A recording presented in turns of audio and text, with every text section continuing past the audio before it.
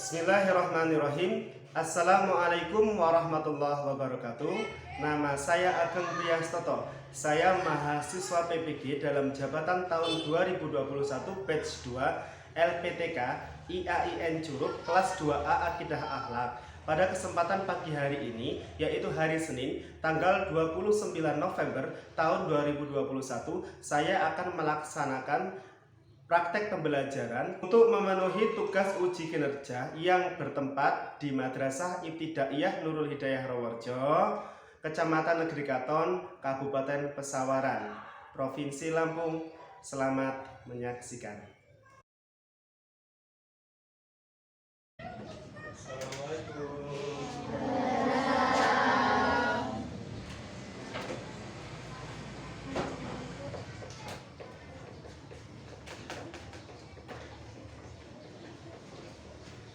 Iya, Wan.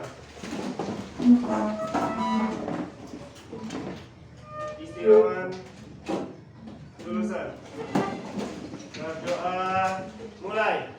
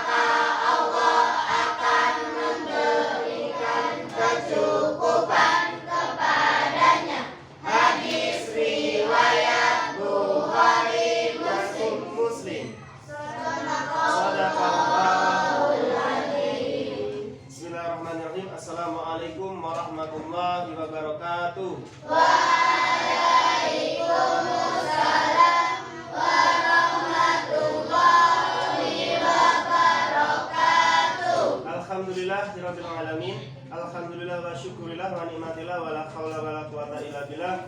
Qala rabbi shrah li sadri wa yassir li amri wahlul 'uqdatam min lisani yafqahu qawli. Amma ba'du. Segala puji bagi Allah yang telah melimpahkan segala nikmatnya, terutama nikmat iman, nikmat sehat, nikmat Islam kepada kita semua, sehingga pada kesempatan pagi hari ini kita bisa berkumpul kembali bermuajahah dalam rangka thalabul ilmi di ruangan kelas 6 MI Nurul Hidayah Rawarjo ini dalam keadaan sehat walafiat tanpa suatu kekurangan apapun. Tak lupa sholawat teriringkan salam. Marilah kita senantiasa sanjung dan agungkan kepada junjungan kita Nabi Agung Nabi Muhammad sallallahu alaihi wasallam yang kita nantikan syafaatnya yaumil hada wa yaumil qiyamah. Amin Allahumma amin ya Allah ya rabbal alamin. Masih semangat pagi hari ini? Masih. Silakan berdiri. Bapu anak soleh. Aku anak soleh, Rajin sholat, rajin ngaji, orang tua dihormati, cinta Islam sampai mati. La ilaha illallah Muhammadur Rasulullah. Islam, yes. Bagaimana kabarnya anak-anak hari ini? Alhamdulillah, lebih baik, luar biasa. Allahu Akbar. Yes, yes, yes. Oke, silakan duduk kembali. Sebelum memulai pembelajaran, Pak Ageng mau mengabsen terlebih dahulu kehadiran kalian. Yang pertama, Ananda Abgori Alvan Zubaidi. Yang kedua, Airin Dea Anastasia. Yang ketiga, Abdurrahman Wan Akbar. Alifka Damayanti. Amanda Putri Aryani. Arjuna Habib Mulya. Afril Anissa Putri.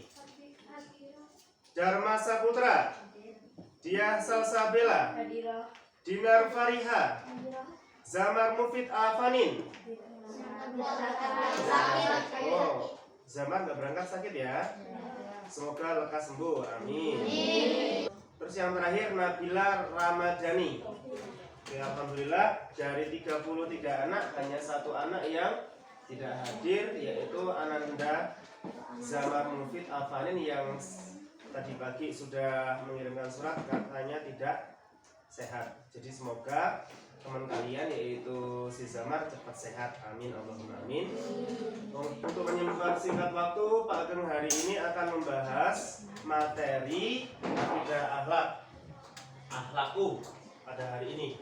Terus untuk mengingatkan kembali materi yang telah kita lewati kemarin, kita sudah membahas tentang qadha dan qadar. Materi yang sudah lalu, qadha dan qadar. Siapa yang masih ingat qadha itu apa, qadar itu apa? Silakan, ayo masih ingat nggak? Ayo, qadha itu apa? Mas Juna bisa? Qadha, Mas Ali? Mas Ali bisa?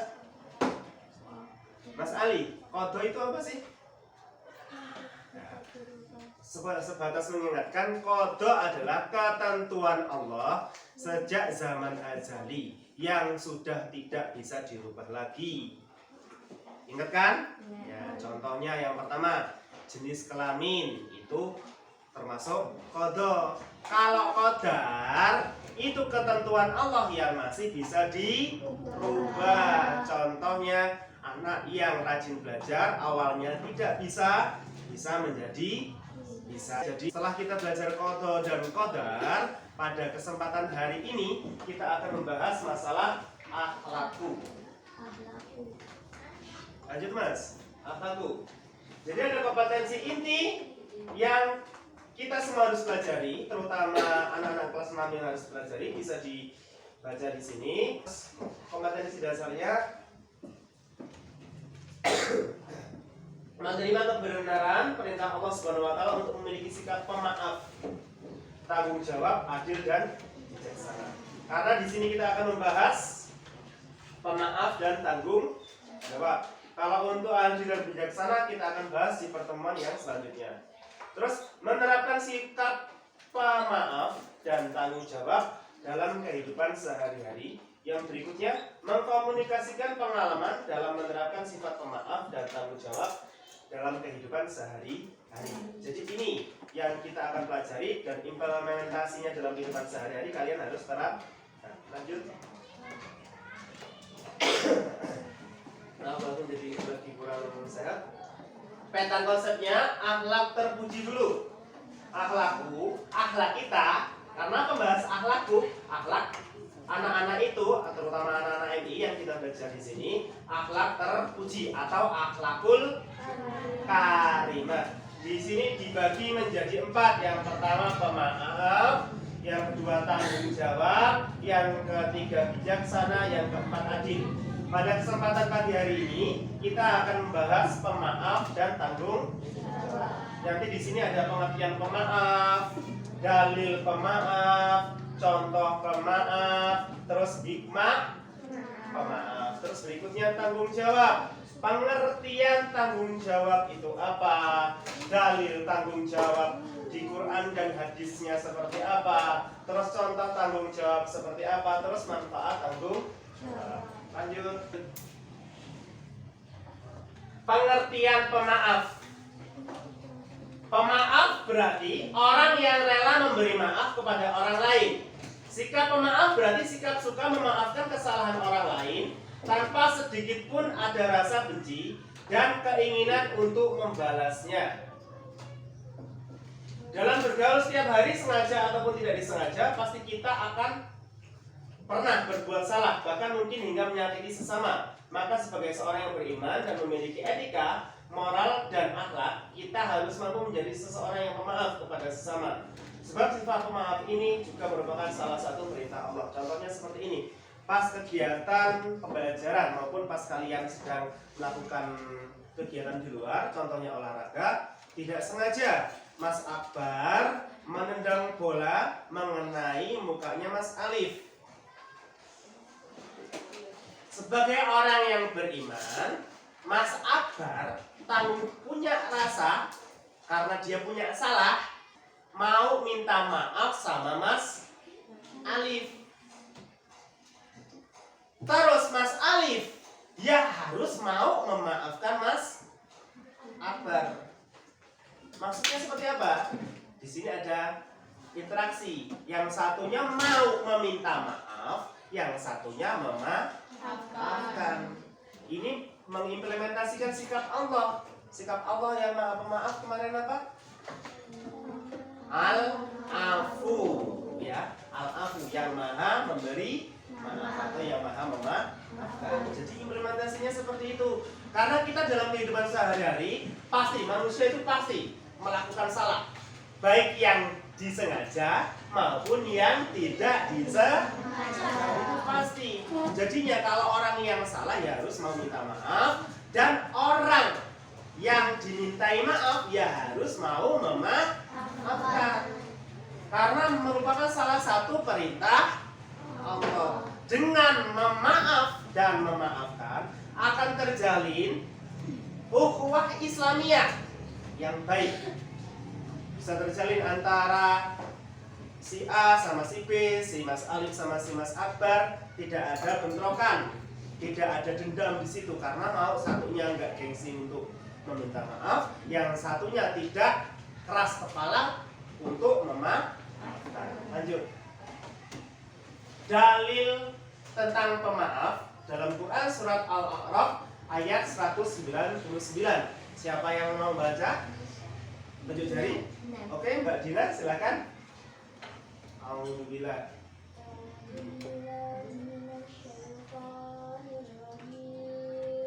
Allah.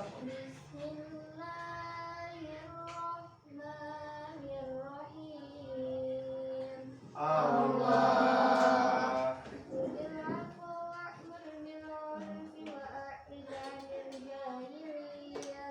Allah. Yuk kita baca bersama-sama.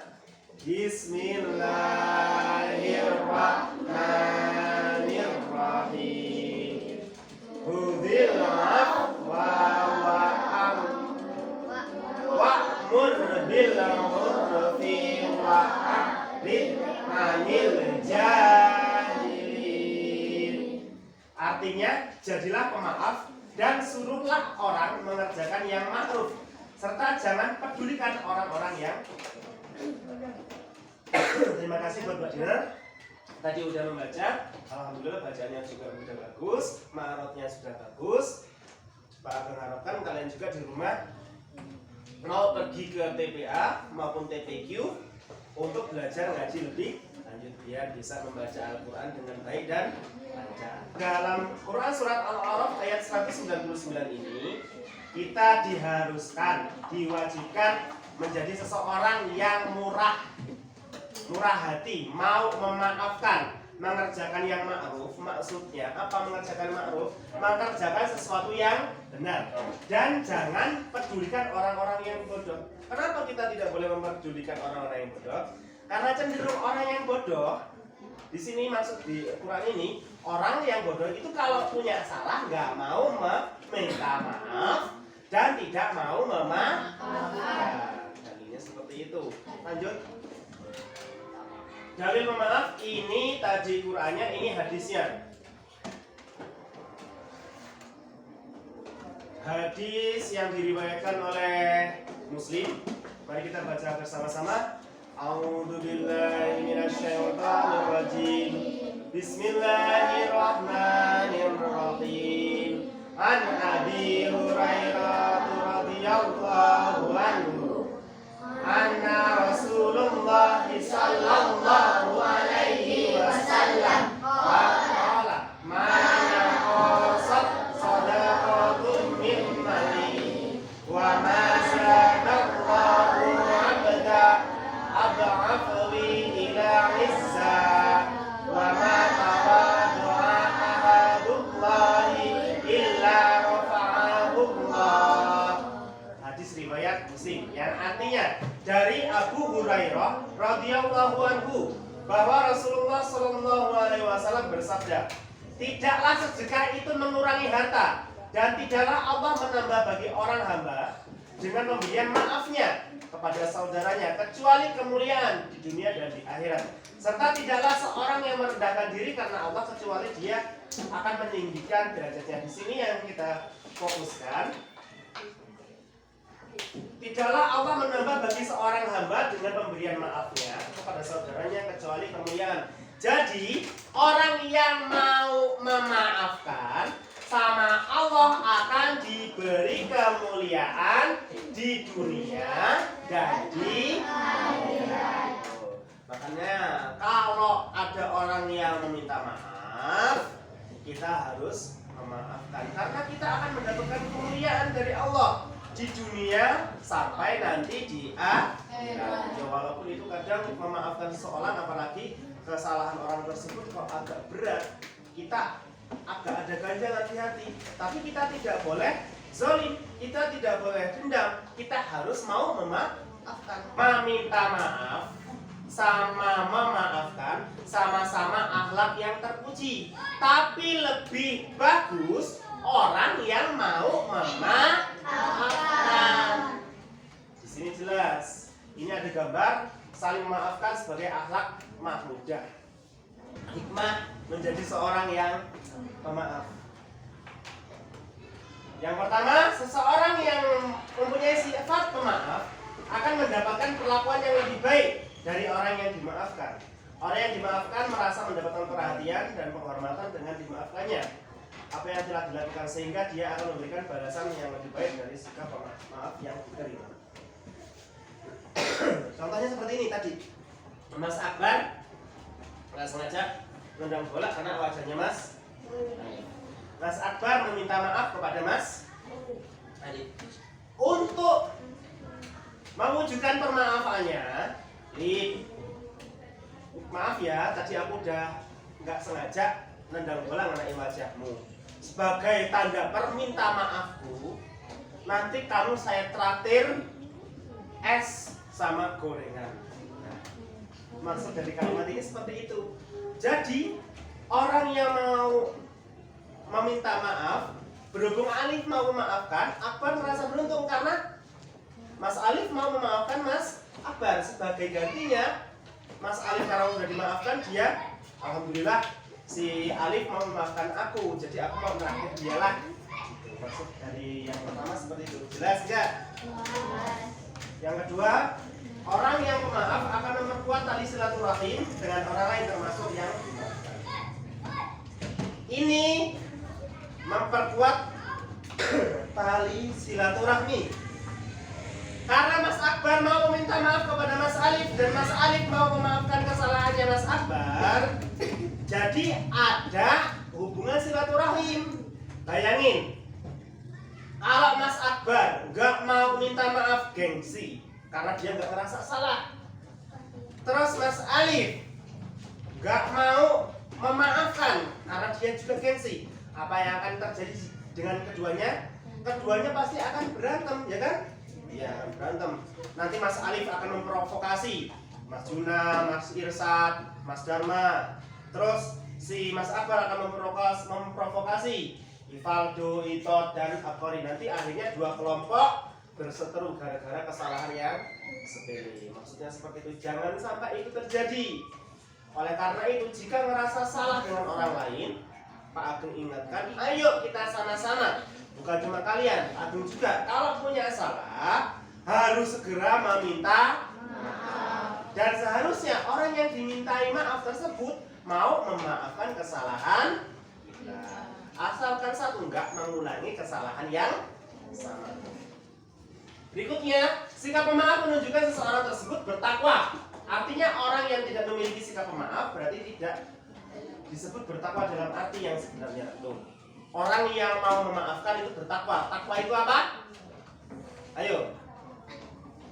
Takwa itu betul. Seperti yang ngomong Mbak Nisa, menjalankan segala perintah Allah dan menjauhi segala larangan Allah. Yo, coba diulangi. Takwa adalah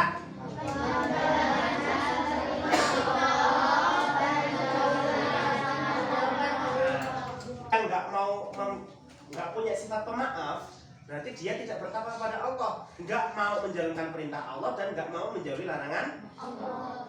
Dan kalau orang yang nggak mau menjalankan perintah Allah dan menjauhi larangan Allah, pasti sama Allah akan dikasih azab yang sangat pedih, yaitu kerak di akhirat akan dihukum di neraka. Nauzubillahimin.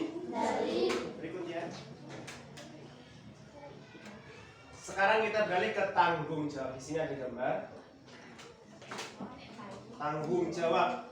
Tanggung jawab yang terutama adalah berhubung kalian ini adalah seorang pelajar peserta didik, jadi tanggung jawab seorang pelajar. Berikutnya definisi tanggung jawab.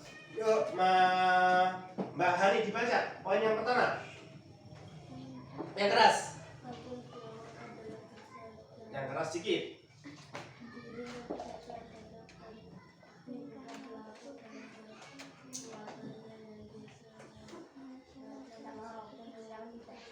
Nah, cukup. Tanggung jawab adalah kesadaran diri manusia terhadap tingkah laku dan perbuatannya yang disengaja maupun tidak disengaja. Tanggung jawab juga berarti berbuat sesuatu sebagai perwujudan kesadaran akan kewajibannya. Tanggung jawab sangat erat kaitannya dengan kewajiban. Jadi ada tanggung jawab, larinya nanti ke kewajiban. Contoh tanggung jawab merupakan perwujudan dari sifat amanah. Artinya dapat dipercaya, sehingga tanggung jawab bersifat kodrati dan sudah menjadi bagian hidup manusia, bahwa setiap manusia dibebani tanggung jawab. Tanggung jawab adalah kewajiban yang harus dilakukan sebagai akibat dari perbuatan yang dilakukan sebagai seorang pelajar. Kewajiban kita adalah sebagai seorang pelajar, kewajibannya adalah belajar. Jadi tanggung jawabnya pelajar adalah belajar. Dengan belajar kita telah bertanggung jawab terhadap kewajiban kita. Jadi makna dari tanggung jawab sering dikaitkan dengan kewajiban. Maka tanggung jawab dalam hal ini adalah tanggung jawab terhadap kewajiban kita. Kita, Pak Agung juga masih seorang pelajar, karena Pak Agung sekarang ini sedang menuntut pendidikan, yaitu mahasiswa PPG. Dan kalian juga seorang pelajar kelas 6 MI Nurul Hidayah Rowo. Tanggung jawab kita sebagai seorang pelajar adalah belajar, mengerjakan tugas, taat kepada ayah ibu, takwa kepada Allah. Contoh takwa, implikasinya dalam kehidupan sehari-hari. Yang pertama sholat, itu contoh takwa. Kalau orang yang mau sholat berarti dia punya rasa tanggung jawab terhadap dirinya dan Allah. Seperti itu, punya tanggung jawab. Karena kewajiban seorang muslim yang pertama adalah sholat. Kalau sholatnya itu baik, semua akhlaknya insya Allah akan menjadi baik. Kalau sholatnya buruk, akhlaknya pun akan menjadi buruk. Dalil tanggung jawab. Karena segala sesuatu yang ada di dunia ini harus ada nasnya, harus ada dalil. Dalilnya jelas dalam Quran surat Al-Mudaththir ayat 38. Silakan Mbak Nisa dibaca yang keras.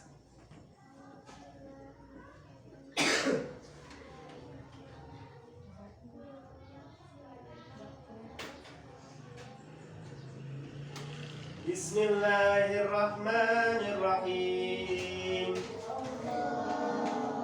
Kullu nafsin bima kasabat rahina. Allah. Ayatnya seperti itu, artinya setiap orang bertanggung jawab atas apa yang telah dilakukan. Jadi seseorang itu akan dimintai pertanggungjawaban atas apa yang dilakukannya. Bahkan dalam hadis lain atau dalam riwayat lain, masing-masing seseorang adalah pemimpin untuk dirinya sendiri. Dan seorang pemimpin akan dimintai pertanggungjawaban atas apa yang dipimpinnya. Contohnya Pak Ageng, sebagai guru besok akan dimintai pertanggungjawaban di hadapan Allah dengan apa yang Pak Ageng berikan kepada kalian. Jika Pak Ageng kok ngasih sesuatu yang kurang pas, contoh dalilnya kok baca Qurannya kurang bagus, Pak Ageng akan dimintai pertanggungjawaban. Contoh Pak Ageng juga sebagai seorang suami dan seorang ayah, Pak Ageng nggak bisa didik istri ataupun anak-anaknya Pak Ageng. Contoh istrinya Pak Ageng, sholatnya bolong-bolong, keluar rumah tidak pakai jilbab. Begitupun anak-anaknya Pak Ageng nggak bisa ngaji, nggak mau sholat, nggak nutup aurat. Pak Ageng juga akan dimintai pertanggungjawaban. Jadi hati-hati. Yang putra kelak bakal menjadi seorang ayah dan seorang suami. Jadi akan dimintai pertanggungjawaban di hadapan Allah. Jadi jangan sampai kamu kalau punya anak, punya istri yang perempuan, keluar rumah nggak nutup aurat. Jangan sampai anak-anakmu besok ninggalin sholat. Kalau ninggalin sholat, besok di akhirat akan dimintai pertanggungjawaban. Kenapa anakmu sampai nggak sholat? Kenapa anakmu sampai nggak bisa ngaji? Dimintai pertanggungjawaban seperti di hadapan Allah. Lanjut. Hadisnya di sini dari Umar radhiyallahu anha, Nabi Muhammad SAW bersabda, kita langsung baca artinya saja. Kalian akan dimintai pertanggungjawaban atas kepemimpinan kalian. Seorang penguasa adalah pemimpin. Seorang suami adalah pemimpin seluruh keluarganya. Demikian pula seorang istri adalah pemimpin atas rumah suami dan anaknya. Kalian adalah pemimpin yang akan dimintai pertanggungjawaban atas apa yang dipimpin oleh kalian. Itu contoh penguasa, kepala sekolah, Bu Yuni, dimintai pertanggungjawaban di akhirat atas apa yang dipimpin. Ini mau dibawa kemana? Siswanya mau seperti apa? Peserta didiknya mau seperti apa? Terus seorang kepala desa, desanya akan dibawa kemana? Jika ada uang pembangunan yang seharusnya digelontorkan untuk bangun jalan, kok dikorupsi, kelak di akhirat juga akan dimintai pertanggungjawaban. Terus seorang suami, Pak tadi udah bahas, seorang istri juga punya tanggung jawab atas rumah beserta anak. Karena ibu adalah madrasahnya anak. Jadi ibu ini, seorang ibu yang perempuan-perempuan ini calonnya bakal jadi ibu semua kan? Ya kan? Jadi al-ummi al-madrasatu ula. Hadisnya seperti itu. Ibu adalah madrasah pertama. Jadi kalau ibunya rajin, mau ngajarin anaknya ngaji, mau ngajarin anaknya sholat, itu bakal putra-putrinya bakal menjadi putra dan putri yang soleh dan soleh. Tanggung jawab, punya tanggung jawab. Bukan cuma istri, bapaknya atau suaminya juga punya tanggung jawab. Nyuruh anaknya ngaji, ngajarin sholat. Yang teknik yang paling bagus jangan nyuruh. Mas Ivaldo, dengar azan enggak? Sana cepat sholat. Bukan seperti itu caranya. Harusnya seorang ayah itu seperti ini. Mas Ivaldo, yuk itu udah azan. Ayo kita sholat bareng-bareng ke masjid. Sholat berjamaah di masjid. Mbak Rindina itu udah masuk waktu asar. Adiknya diajak ke musola. Waktunya kita ngaji Al-Quran di TP. Nah, seperti itu. Itu rasa tanggung jawab. Hikmah tanggung jawab. Jadi seseorang yang punya sikap tanggung jawab, yang pertama, kalau orang yang bertanggung jawab akan dipercaya orang lain. Semakin bertanggung jawab seseorang, semakin banyak manusia yang percaya pada dirinya. Sebaliknya, semakin manusia lari dari tanggung jawab, orang lain tidak percaya pada dirinya. Contohnya, si Mas Alif, nama lengkapnya siapa? Rizky Alif Sandi. Namanya bagus banget. Rizky Alif Sandi diamanati menjadi ketua PHBI, peringatan Hari Besar Islam, pengajian Maulid Nabi di daerah Rawados itu. Mas Alif dianugerahi, dikasih amanat tanggung jawab sebagai ketua. Mas Alif nunjuk Mas Juna sebagai seksi konsumsi. Kelihatan tukang konsumsi di tukang manganin kue, jadi ditunjuk menjadi orang yang seksi konsumsi. Si Mas Ivaldo seksi perlengkapan karena dia kuat nanggul salon, kuat nanggul apa namanya kursi. Tapi si Mas Itot menjadi seksi humas. Humas itu bagi undangan, nggak bertanggung jawab. Contoh, nggak bertanggung jawab. Suruh bagi undangan musola A, B, C, D, E, F, G. Undangannya tidak disampaikan. Akhirnya ada yang ngomong, loh pengajian tempat Mas Juna apa tempat Mas Alif, kok musola itu tidak diundang? Yang akan ditegur besok Mas Itot, dan Mas Itot besok lagi tidak akan dipakai di susunan panitia tersebut karena Mas Itot dikasih amanah tidak mau bertanggung jelas seperti itu contohnya. Jadi kalau kita dikasih amanah, kita harus menjalankan amanah yang tersebut dengan sebaik-baiknya. Paham Mbak Manda? Jangan ngantuk. Ngantuk nanti. Berikutnya, orang yang bertanggung jawab akan menjadi manusia yang berguna. Nih, sebaik-baik manusia adalah yang berguna bagi orang lain, bermanfaat untuk orang lain, dibutuhkan orang lain. Dengan tanggung jawab, banyak manusia percaya pada dirinya, dan semakin banyak orang yang percaya, maka semakin bermanfaat dirinya kepada orang lain. Contoh, Mas Abdul Hamid, ngajinya pintar, punya rasa tanggung jawab yang tinggi, akhirnya ditunjuk menjadi imam yasinan. Tawasulnya bagus. A'udzubillahi minasyaitonirrajim. Bismillahirrahmanirrahim. Ila hadratin Nabi Mustafa Muhammadin sallallahu alaihi wasallam wa ala alihi wa azwajihi wa auladihi wa dzurriyyatihi. Al-Fatihah. Karena bacaan Qur'annya bagus, ditunjuk terus mau punya rasa tanggung jawab yang tinggi, Mas Abu Hamid ditunjuk menjadi seseorang imam yasinan. Bapak bagus, bermanfaat untuk orang banyak. Ini contoh mengaji sebagai tanggung jawab seorang hamba kepada Allah. Tidak cuma ngaji, ada sholat, ada puasa, ada zakat, dan seterusnya. Di sini santri-santrinya tuh ngaji. Walaupun penerangannya hanya pakai bahasa Jawanya sentir. Oh, beli. Zaman dulu Pak Ageng ngaji seperti ini. Sekarang udah pakai PLN, lebih terang lagi. Lanjut. Seorang anak yang kecil yang bermain dengan alat permainnya, setelah selesai bermain, ia diminta oleh orang tuanya agar menata dan mengembalikan alat-alat bermain ke tempat semula. Contoh, Mbak Hani main masak-masakan tuh. Masak-masakan, berantakan semua rumahnya. Tapi karena Mbak Hani punya rasa tanggung jawab, habis bermain, tadi alat masak-masakannya tersebut dikumpulin lagi, dikembalikan ke tempatnya. Jadi ibunya nggak marah. Itu berarti tanggung jawab. Kemudian Mas Sultan, kalau anak perempuan masak-masakan, kalau laki-laki jangan masak-masakan. Mobil-mobilan berantakan, tapi Mas Sultan nggak mau beresin, otomatis ibunya marah karena Mas Sultan nggak punya rasa tanggung jawab, nggak mau kembaliin lagi ke tempatnya. Terus ketika seorang teman kalian meminjam buku di perpustakaan sebelah, pinjam buku, setelah habis batas waktu harus dikembalikan. Kalau ada buku yang rusak harus diperbaiki. Kita harus punya rasa tanggung jawab. Itu semua contoh tanggung jawab. Latihan. Setelah kita belajar materi yang Pak Agung jelaskan tadi, kalian akan tulis jenis perilaku. Contoh di sini pemaaf, terus tanggung jawab. Contoh pemaaf di madrasah seperti apa? Terus contoh tanggung jawab di madrasah seperti apa? Sekolah maksudnya. Terus di rumah seperti apa? Pemaaf di rumah seperti apa? Terus pemaaf tanggung jawab di rumah seperti apa? Jelas nih? Nanti dibuat. Terus berikutnya ada refleksi. Setelah kita semua belajar tentang pemaaf dan tanggung jawab, sekarang berikan tanggapan kalian terhadap peristiwa berikut ini.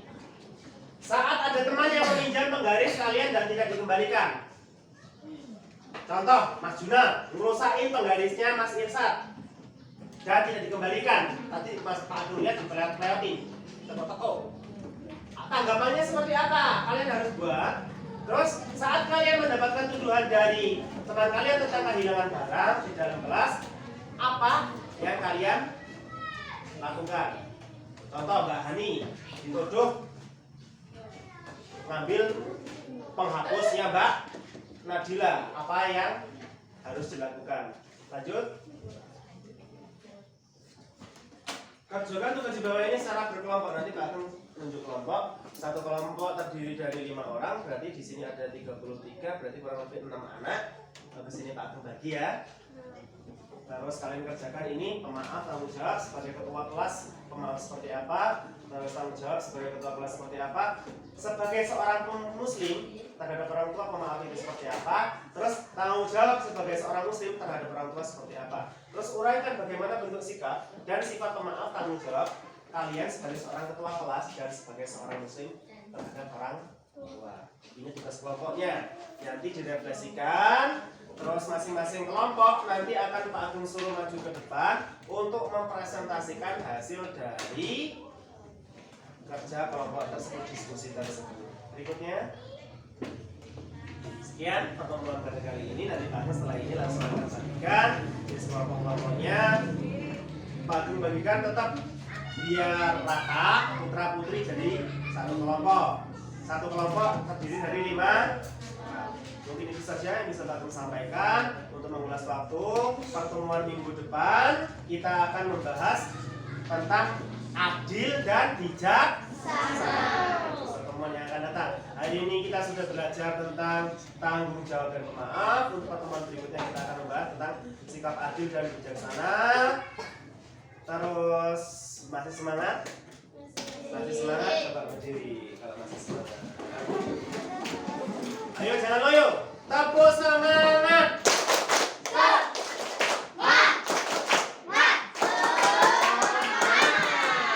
Oke, silakan dulu untuk semangat. Habis ini langsung kita jalan tugas yang sudah Pak Agung berikan. Jika ada salah kata kepada Allah, Pak Agung mohon ampun. Kepada anak sekalian, Pak Agung ucapkan terima kasih karena sudah mengikuti pembelajaran Pak Agung dengan baik dan benar. Jika ada salah kata juga Pak Agung mohon maaf, minta maaf kepada kalian, kepada Allah mohon ampun. Akhir kalam. Wabillahi taufiq wal hidayah, waridho wal hidayah. Wassalamualaikum warahmatullahi wabarakatuh.